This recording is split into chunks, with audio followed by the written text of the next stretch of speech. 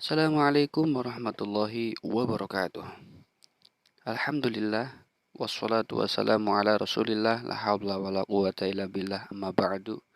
Yang saya hormati dan yang saya muliakan kepada Bapak Muhammad Arifin selaku dosen mata kuliah Sejarah Peradaban Islam dan yang saya cintai, yang saya banggakan kepada para mahasiswa mahasiswi Sidki NU Indramayu, wabil khusus semester 3 Prodi PMI, PKI, MD, dan KPI. Semoga saja hari ini juga hari-hari selanjutnya kita mendapatkan nikmat, rahmat, anugerah dan inayah dari Allah Subhanahu wa taala sehingga kita masih tetap diberikan kesehatan oleh Allah, bisa terus belajar dan beribadah di jalannya.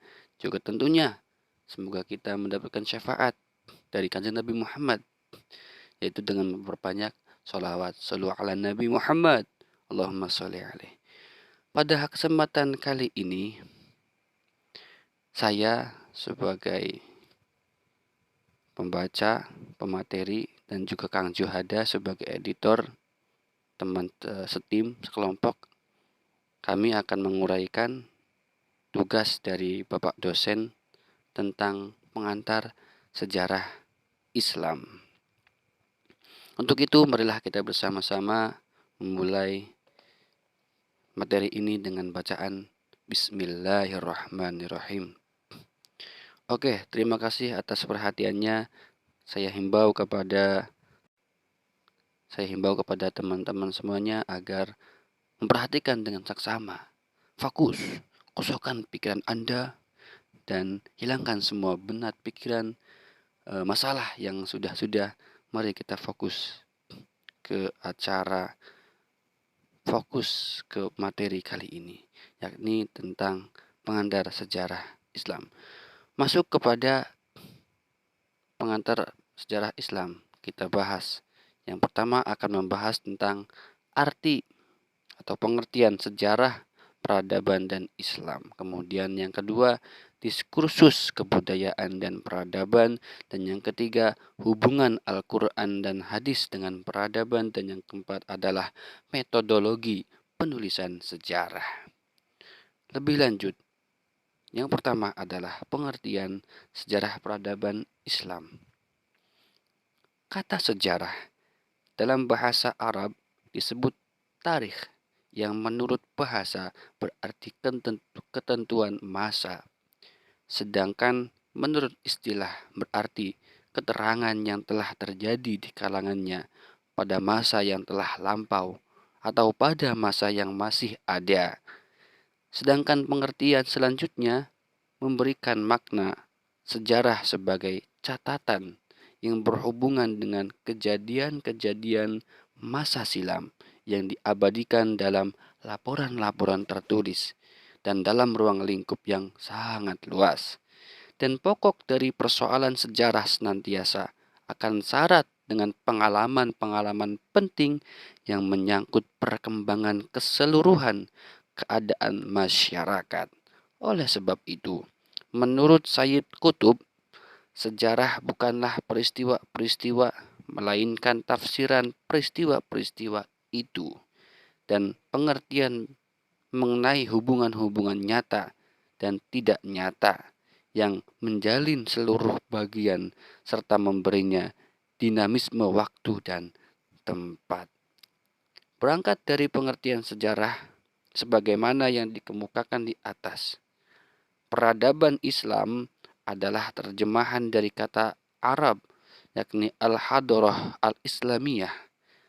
Kata Arab ini sering juga diterjemahkan ke dalam bahasa Indonesia dengan kebudayaan Islam.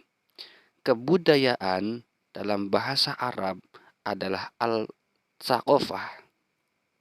Di Indonesia, sebagaimana juga di Arab dan di Barat, masih banyak orang yang mensinonimkan dua kata tersebut, yakni kebudayaan dan peradaban. Kebudayaan adalah bentuk ungkapan tentang semangat mendalam suatu masyarakat, sedangkan manifestasi-manifestasi kemajuan mekanis dan teknologis lebih berkaitan dengan peradaban. Kalau kebudayaan lebih banyak direfleksikan dalam seni, sastra, religi, dan moral, maka peradaban terrefleksi dalam politik, ekonomi, dan teknologi.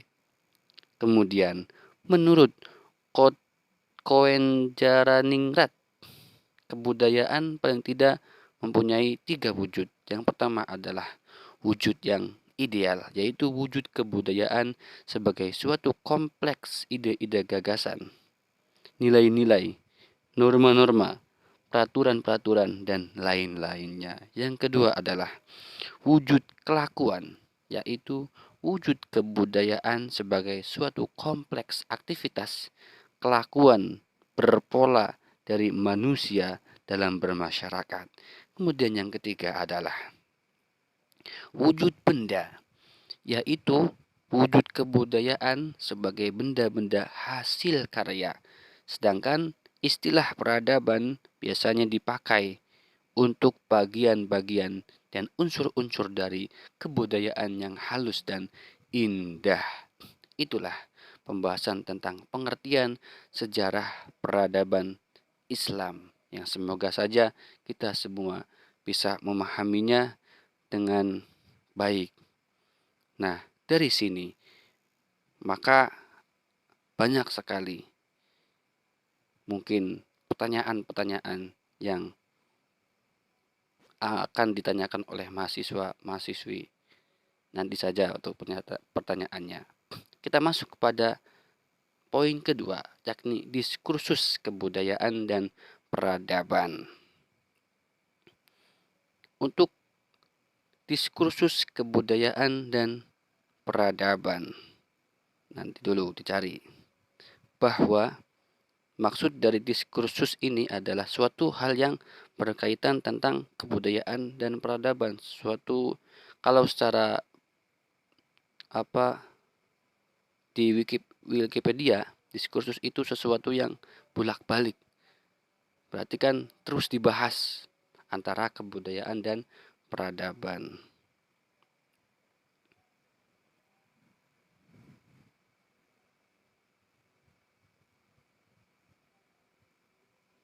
Bahwa kebudayaan dan peradaban ini tidak bisa saling terpisahkan, karena adanya kebudayaan itu pasti ada peradaban. Gambarnya belum ditemukan. Oke. Pengertian, kita masuk ke poin kedua, diskursus kebudayaan dan peradaban. Pengertian peradaban terlebih dahulu dibahas ya. Kata peradaban seringkali diberi arti yang sama dengan kebudayaan. Tetapi dalam bahasa Inggris terdapat perbedaan pengertian antara kedua istilah tersebut. Istilah civilization untuk peradaban dan kultur untuk kebudayaan.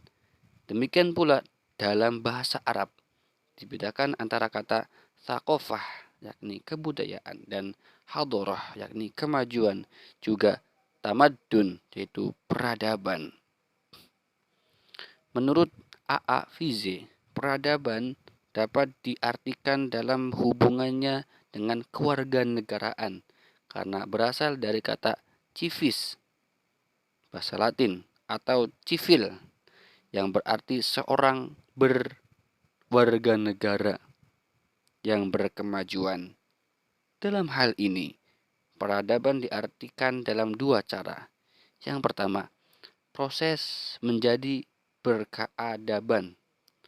Awas, proses menjadi berkeadaban. Kemudian yang kedua, suatu masyarakat manusia yang sudah berkembang atau maju. Suatu peradaban ditunjukkan dalam gejala-gejala lahir. Misalnya, memiliki kota-kota besar. Masyarakat telah memiliki keahlian di dalam industri pertanian, pertambangan, pembangunan, pengangkukan dan sebagainya. Memiliki tertib politik dan kekuasaan dan terdidik dalam kesenian yang indah.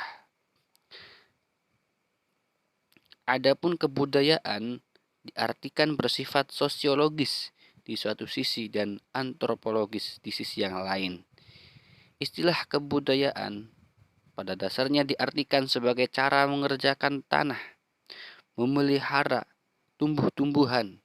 Diartikan pula melatih jiwa dan raga manusia. Dalam latihan ini memerlukan proses dan mengembangkan cipta, karsa, dan rasa manusia. Maka kultur adalah civilization dalam arti perkembangan jiwa.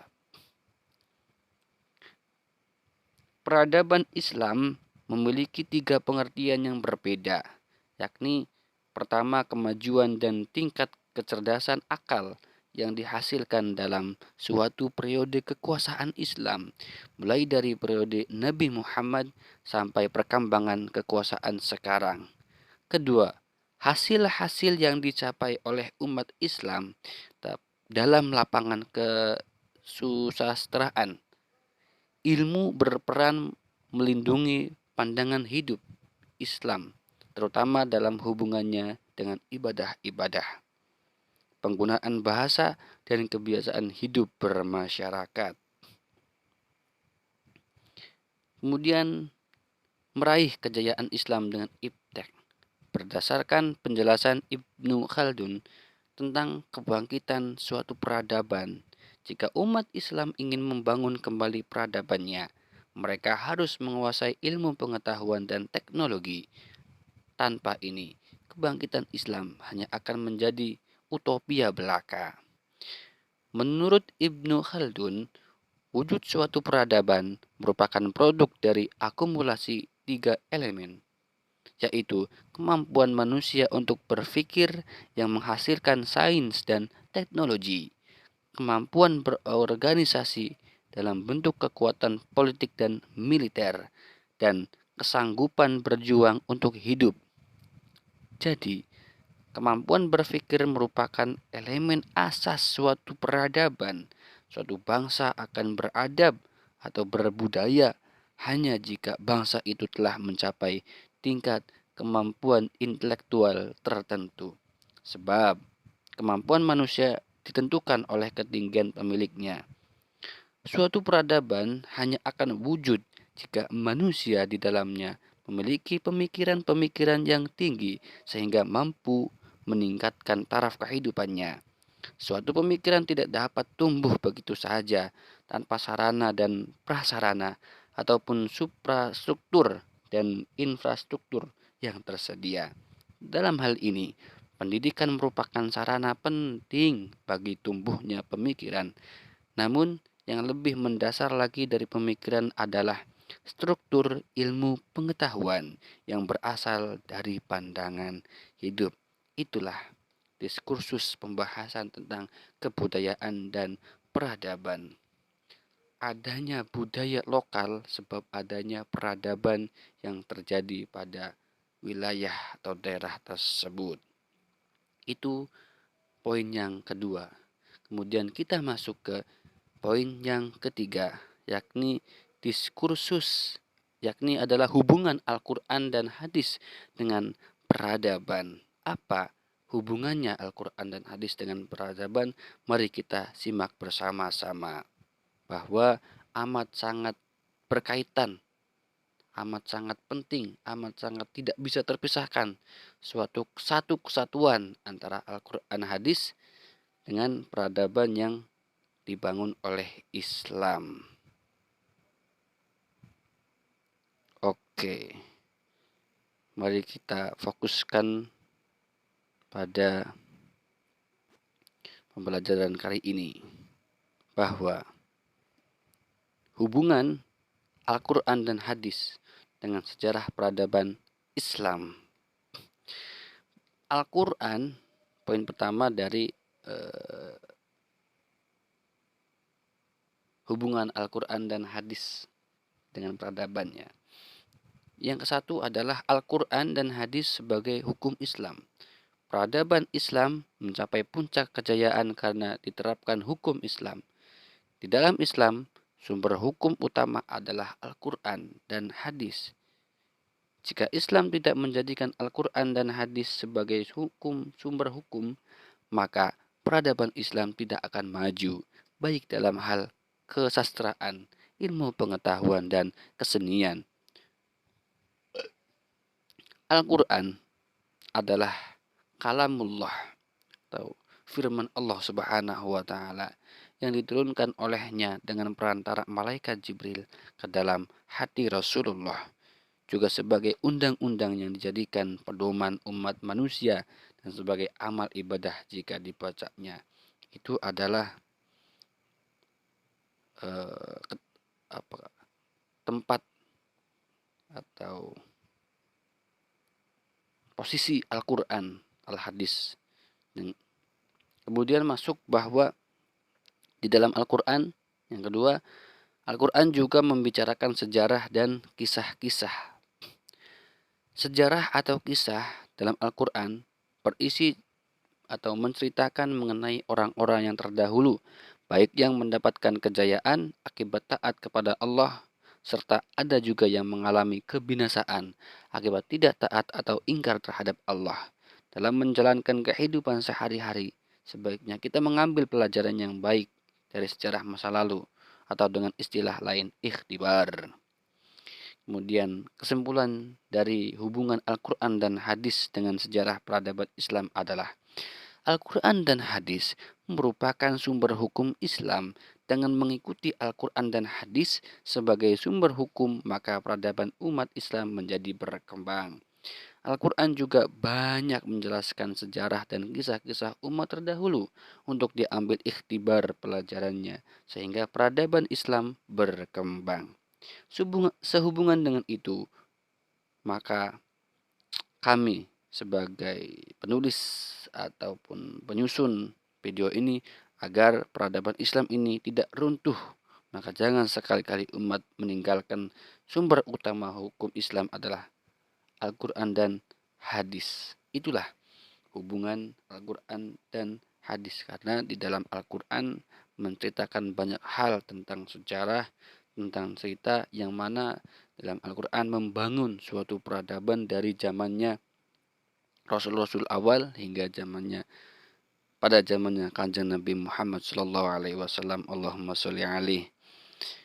Setelah poin ketiga, pertama pengertian sejarah peradaban Islam, kedua diskursus kebudayaan dan peradaban, yang ketiga hubungan Al-Quran dan hadis dengan peradaban, yang keempat atau terakhir adalah metodologi penelitian sejarah. Oke, dalam penulisan sejarah tentunya banyak sekali cara-cara atau metode yang akan dilakukan, tentunya yang lebih akurat agar tidak dibantah oleh yang lain. Metode sejarah terakhir adalah proses menguji dan menganalisis secara kritis rekaman dan peninggalan masa lalu atau masa lampau, rekonstruksi yang imajinatif dari masa lampau berdasarkan data yang diperoleh dengan menempuh proses itu sebagai historiografi atau penulisan sejarah. Metode yang pertama adalah metode penggalian sejarah. Dalam penggalian sejarah terdapat beberapa metode yang digunakan. Yang pertama adalah metode lisan. Dengan metode ini, pelacakan suatu objek sejarah dilakukan dengan interview. Bahwa interview adalah takon. Ya boleh. Metode interview atau wawancara disebut juga metode kuesioner karena terjadi suatu dialog yang dilakukan oleh pewawancara untuk memperoleh informasi dari terwawancara, narasumber intinya. Yang kedua, metode dari penggalian sejarah yang kedua adalah metode observasi. Dalam metode observasi, objek sejarah diamati secara langsung sebelum penelitian dimulai atau pertama kali terjun ke lapangan. metode observasi sangat penting untuk digunakan dalam sebuah penelitian. Metode observasi merupakan metode pengumpulan data, yakni penyelidikan yang dijalankan secara sistematis dan sengaja diadakan dengan menggunakan alat indera terhadap kejadian yang dapat langsung ditangkap. Jadi, metode observasi adalah metode penelitian dengan pengamatan yang dicatat secara sistematis fenomena-fenomena yang diselidiki. Yang ketiga adalah metode dokumenter. Metode ini berusaha mempelajari secara cermat dan mendalam segala catatan atau dokumen tertulis. Metode dokumentasi merupakan metode pengumpulan data yang digunakan untuk mengetahui data yang dapat dilihat secara langsung, gambar atau foto, sebagai laporan tertulis dari suatu peristiwa yang isinya terdiri dari penjelasan dan pemikiran terhadap peristiwa dengan sengaja menyimpan keterangan-keterangan tertentu atau catatan-catatan. Metode ini sangat efektif dan efisien dalam penggunaan waktu dan tenaga karena cukup dengan melihat catatan yang telah ada. Itu ada 3 metode dari metode penggalian sejarah. Kemudian ada lagi metode penulisan sejarah. Yaitu yang pertama adalah dengan metode deskriptif, yaitu metode ini ditunjukkan untuk menggambar adanya peradaban Islam tersebut. Maksudnya adalah ajaran Islam sebagai agama samawi yang dibawa Nabi Muhammad yang berhubungan dengan peradaban diuraikan sebagai adanya dengan tujuan untuk memahami yang terkandung dalam sejarah tersebut. Kemudian metode komparatif merupakan metode yang berusaha membandingkan sebuah perkembangan peradaban Islam dengan peradaban Islam lainnya. Melalui metode ajaran Islam komparatif dimaksud bahwa ajaran-ajaran Islam tersebut dikomparasikan dengan fakta-fakta yang terjadi dan berkembang dalam waktu serta tempat-tempat tertentu untuk mengetahui adanya persamaan dan perbedaan dalam suatu permasalahan tertentu. Kemudian yang ketiga, metode analisis sintesis. Metode ini dilakukan dengan melihat sosok peradaban Islam secara lebih kritis. Ada analisis dan bahasan yang luas serta kesimpulan yang lebih kritis. Ada analisis dan bahasan yang luas serta kesimpulan yang spesifik. Dengan demikian, akan tampak adanya kelebihan dan khas peradaban Islam. Hal tersebut akan lebih jelas dengan adanya pendekatan sintesis yang dimaksudkan untuk memperoleh kesimpulan yang diambil untuk memperoleh suatu keutuhan dan kelengkapan kerangka pencapaian tujuan serta manfaat penulisan sejarah peradaban Islam. Itulah metodologi penulisan sejarah. Ada pertama adalah metode penggalian sejarah, yang mana ada dibagi 3, metode lisan, metode observasi, dan metode dokumenter. Kemudian yang kedua metode penulisan sejarah. Ada metode deskriptif, ada metode komparatif, dan ada pula metode analisis sintesis itu. Terima kasih atas pengertiannya, atas sudah mendengarkan, sewaktunya sudah memperhatikan.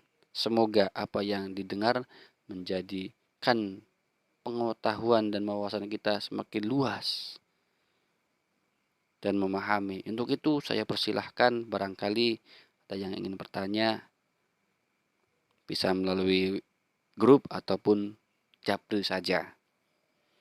Dari sini saya mohon maaf apabila banyak sekali kesalahan, tentu banyak ya, dan juga kekurangan. Apabila ada kesalahan silakan dikritisi. Terima kasih atas segala partisipasinya. Terima kasih kepada Bapak dosen yang memberikan tugas kepada kami. Semoga ini menjadikan pengetahuan bagi kami dan juga tambahan ilmu bagi mahasiswa yang mendengarkan. Semoga bermanfaat. Dari kami mohon maaf undur diri. Wal afu minkum. Wassalamualaikum warahmatullahi wabarakatuh. Sekian dan terima kasih.